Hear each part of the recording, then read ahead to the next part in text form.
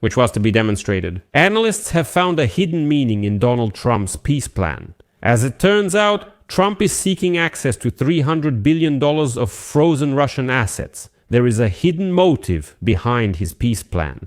In fact, Trump is ready to rewrite everything else however he wants, but he wants the United States to have access to the frozen Russian assets. Otherwise, the deal seems absolutely unprofitable to him. As reported by the publication Foreign Policy, in the scheme described in the document, the United States would actually gain control over Russian assets, even though they themselves own only 1.5% of the frozen assets. According to the plan, American companies would receive $100 billion to rebuild Ukraine, and the United States government would get half of the profits from the projects.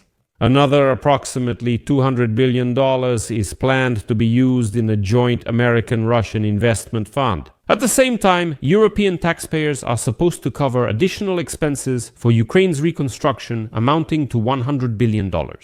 And all the legal risks also fall on Europe's shoulders. And Foreign Policy notes that it is precisely this arrangement that explains Donald Trump's rush to conclude the agreement. For Ukraine, transferring these assets under United States control would mean losing its only reliable source of funding. This is the European Union's reparations loan, which is secured by Russia's frozen assets. So, what are they planning to pull off with Donald Trump? Let's discuss this together. My name is Alexei Pichi. Let's talk about this topic together. But before we start, I ask you to subscribe to the channel, give it a like, and leave any comment under this episode. Also, subscribe to my Telegram channel Pichi News. The link to it is in the description of this video. There we publish breaking news as soon as it comes in. If you want to support the work of this YouTube channel, you can do so financially with any donation or a paid sponsorship subscription using the links and details in the description of this video. So, as noted in Foreign Policy, Ukraine has recently been going through a period of active purchases. On November 17, Kyiv announced plans to purchase up to 100 French Rafale fighter jets over the next 10 years.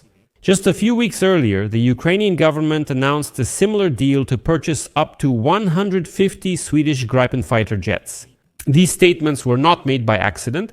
Ukraine recently demonstrated to the countries of the European Union that it would make good use of the frozen reserves of the Russian Central Bank in Europe if the European Union finally confiscates these assets and transfers them to Kyiv's treasury.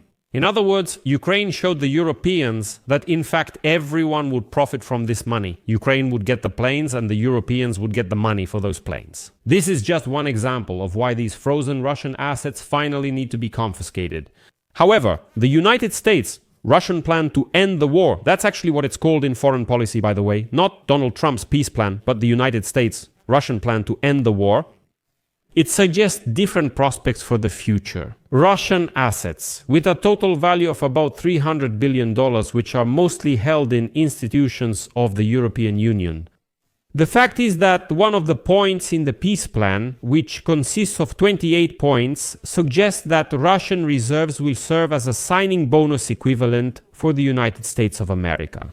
What could explain the keen interest of United States President Donald Trump personally in reaching a deal as soon as possible? And next, I'll quote Foreign Policy.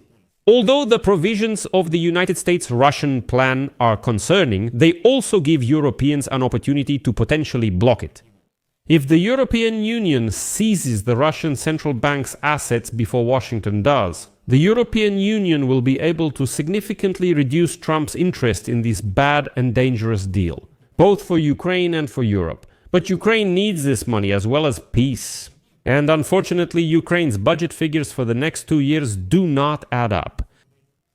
The International Monetary Fund estimates Ukraine's budget deficit at $65 billion in 2026-2027. The funding source is still unconfirmed, so it's unclear how to cover the gap. Taking military expenses into account, the funding deficit could reach as much as $155 billion over the next 2 years. Since the United States is not part of this equation, and Ukraine's domestic revenues, of course, do not significantly cover military expenses, Europe plays a key role in helping Ukraine and addressing the budget deficit. And there was an expectation that Europe would finally decide to seize Russian assets. The scheme's parameters are already generally agreed upon. The financial institutions currently holding these frozen Russian assets will transfer them to the European Commission, supposedly for safekeeping, which will then provide Ukraine with a reparations loan of $160 billion. However, this loan is not really a loan, it's an advance. Kyiv will only have to repay the debt if Moscow pays Kyiv war reparations of at least that amount. But Belgium thwarted this idea by demanding that all European Union member states guarantee this loan. Because it is the Belgian company Euroclear that holds 86% of Russian state assets located in the European Union. This means that Belgium could be held liable if, at some point in the future, Russia wins a lawsuit to recover its money. That's why the European Commission proposed sharing the burden among everyone, just in case. Honestly, that's the right solution. But then suddenly Donald Trump bursts in and lays claim to the Russian frozen assets in Europe. Donald Trump's peace plan provides that American companies will receive $100 billion of frozen Russian assets to finance the reconstruction of Ukraine. At the same time, the United States government will receive 50% of the profits from this venture. And at first glance, it seems like some kind of surrealism. But there's nothing to be surprised about because Trump makes similar deals as part of the trade war with other countries. Well, for example, under the July agreement with Washington, Tokyo committed to spend $550 billion from Japanese taxpayers' money on United States territory. South Korea is investing $350 billion by January 2029. And so Trump decided, what if we also take the frozen Russian funds for ourselves and declare it as Russia's investment in America? That's why it will also be a reason to make some trade agreements. But that's not all, because there are still $200 billion of frozen Russian assets left.